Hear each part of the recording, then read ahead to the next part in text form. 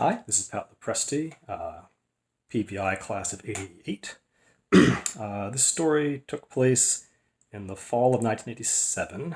I would say, I think it was October, maybe November. That year, I shared a locker with Mark Lesko. Um, that wasn't really his idea. I just kind of watched him put in his combination one day. Anyway, but I always thought of it as our locker. And right. So Mark was the kind of guy who could walk around the school between classes without really being challenged. I don't know if he looked determined or bored or like faculty or something. Anyhow, he would wander around whenever he felt like it, pretty much. And during those explorations, he found two doors that probably should have been locked but were not. The first was a roof access, so he would occasionally, sneak out of study hall or whatever, and go up on the roof and hang out and enjoy a nice fall day by himself. Um, the other locked door was a utility closet, um, kind of on the mezzanine level between the first and second floor. I think it was near the main office or the library or something like this. Anyway, the utility closet is where the school's phone system was located. Paul VI had a what's called a private branch exchange, a PBX, similar to what any small or medium business might have. You got the phone, you dial three-digit extensions to call other lines, dial 9 for an outside line, that sort of thing.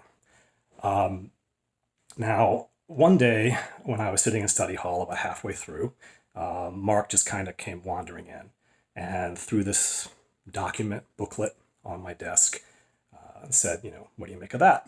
And I took a look and said, And I quickly folded it up without anybody seeing, put it in my backpack, so I'll look at this later. What it was a reference manual for programming the school's phone system. Um, so sometime around this time, we got the idea that perhaps we could install a telephone in our locker. Now this is back before everybody had a cell phone, so being able to make phone calls from the locker would have been kind of cool, and you could show off to your friends and so on.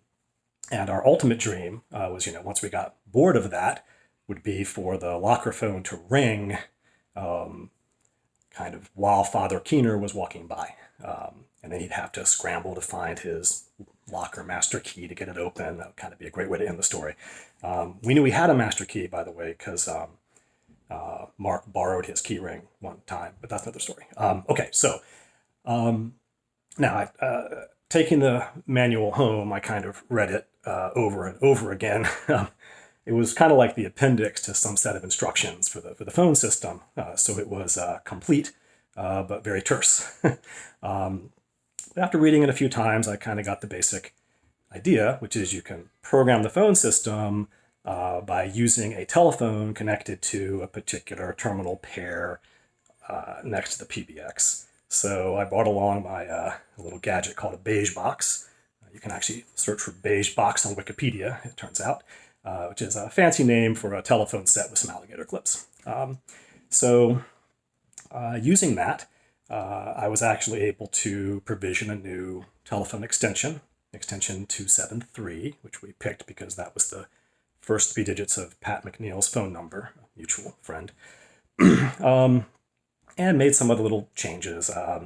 There's a light board on the operator's console where there's a light for each extension that lights up. Had to reprogram that so that there'd be no light when we picked up our phone. So that was kind of neat. And the day I actually got that working, the day I actually, I guess I should back up a second. This takes place over the course of a couple of weeks, right? Anyway, we'd stay after school various afternoons and wander into the utility closet and mess with the phone system in there. Anyhow, so the day I actually provisioned our extension and moved my alligator clips to the terminal pair that was previously dead, picked it up, got a dial tone. We called our extension from another line, and that rang and so on. So that was kind of neat. It's like, wow, we're kind of in business here.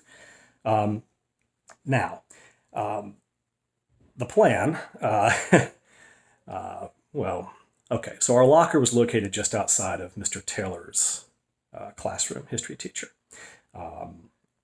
And I'm not sure at what point we kind of let him in on what we were up to, or even everything that we told him. He kind of knew we were doing something with the phones, because I distinctly remember him at one point complaining about the telephone system, saying, like, I can't even make 800 number calls, right? Because back then, long distance calls, which usually means different area code, were expensive. They cost money. And so this PBX had a facility where most of the phones in the school that the teachers could use, teachers' lounge and so on, were blocked from making long distance phone calls. And back then, an area code is anything whose second digit is 0 or 1. Okay, so from the phone system's point of view, the PBX's point of view, 800 looked like an area code, looked like a long distance call, and it would get blocked. Now, at one point, while reading the manual and trying to figure out how to allow the locker phone to make long distance calls, just on principle, not that we were planning to do it, I found that rule actually provided a list of exceptions, right? Because, area code 703 can call 202 DC, for example, without charges. So the PBX contemplated this. You could put in a list of area codes that don't count as long distance. So one afternoon, I programmed it so that 800 numbers were allowed, and we kind of told Mr. Taylor to try again. At some point, he came in and said, "I want to thank you, gentlemen. I just ordered myself a new set of golf balls through a mail order catalog." So that was kind of neat. That was maybe the high point of the whole endeavor. Okay, right. So we're basically in business. Now we just have the small problem of connecting the telephone cable from the phone system to the locker. Now we had a plan. The utility closet had a window, and so did Mr. Taylor's room. So the plan, and of course we have access to the roof. So the plan was to go out the window utility closet, over the roof, in through Mr. Taylor's window, run the wires discreetly along the floor, into the row of lockers at the side corner, up behind the little panel, and kind of behind the top panel, so you can't really see it, and then into our locker. Okay, that was the plan. The only problem is this involves several hundred feet of telephone cable, which at the time, for a couple of high school kids with no jobs, would have been somewhat expensive. So, while contemplating trying to, ask my parents to buy this for me and how I was going to explain why, Mark asked, does it matter what kind of cable we use? And this is when I made my first mistake. I said, no, I don't think so. So within a few days, Mark showed up with this spool of cable. I suspect he liberated it from a construction site. I'm not really sure. Anyway, it was this enormous spool of cable, a couple, like a foot or more wide. And the insulation jacket was this fluorescent orange color. The kind of thing that would not be inconspicuous in pitch black darkness. But beggars can't be choosers, and so on. And we're basically, so what the heck? Let's see if we can make it work. So finally, game day is there. We stay after school. Mark goes on the roof, lowers the wires down.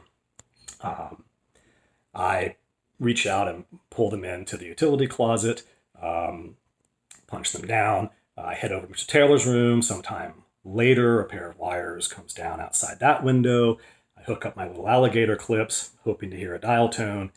And instead of a dial tone, I hear a radio station. Obviously an AM station, probably the one that was right next door to the school at the time, although I'm not 100% sure. I vaguely recall there was a hockey game or some such thing being broadcast. But anyway.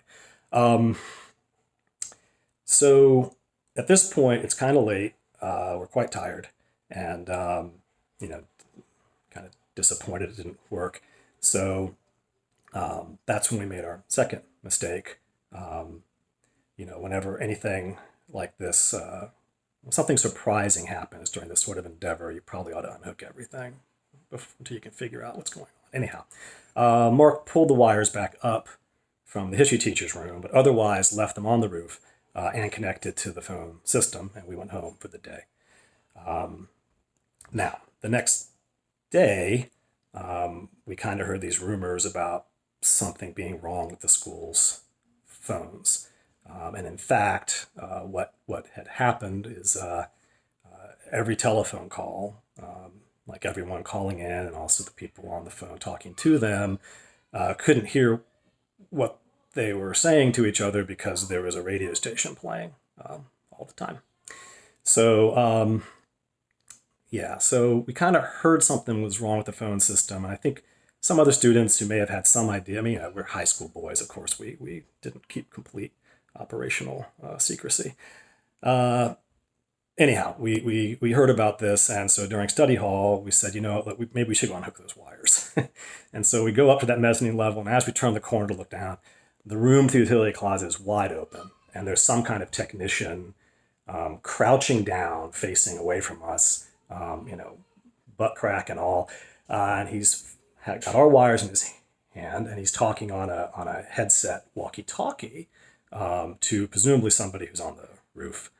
At this point, we start to panic a little bit. We go running, say, let's go talk to Mr. Taylor. So we run to Mr. Taylor's room and tell him kind of what's going on. He says, hang on a minute. He goes away, comes back a few minutes later, says, you gentlemen have to promise me you're out of the telephone business. Now, a few minutes later, the telephone technician came walking into Mr. Taylor's room, presumably having traced the cables to just above his classroom. Came in, and Mark and I are sitting there. Our study hall was right. Mr. Taylor did not have class, right, during that period. So it was just Mark and me and Mr. Taylor. Anyway, a technician comes in and says, Mr. Taylor, has anybody been doing any work on the telephone system around here? And Mr. Taylor said, no, not that I know of. And that satisfied the gentleman, and he went away. Now, I suspect at this point, Mr. Taylor is probably the one who informed the administration. Probably would arguably his job at that point. Anyway, somebody did, obviously. And before too long, I was called down to Mrs. Grossel's office, where it was me and Mrs. Grossel. Honestly, I don't remember if Mark was even there. And one of the gentlemen from the telephone company. I mean, not really the telephone. They're a private company that manages this kind of corporate telephone exchange for companies. Anyway, so Mrs. Grossel said, you're going to tell this gentleman everything you did to our phone system so that he can undo it. And so I went through and kind of told the whole story, all the different configuration changes I had made. And when I mentioned the part about enabling 800 numbers for all the teachers to call, the technician looked at Mrs. Grossel and said, do you want us to undo that? And she thought for a moment and said, nah, you can leave that in. So yeah, that I guess stayed in. And when that was all done, the technician said to me, what are you doing next summer? And I said, I don't really know. And he said, well, if you want a job, feel free to give us a call. And he gave me his card. Mrs. Grosso did not smile at that, at least not on the outside. So yeah, that's kind of the end of the story.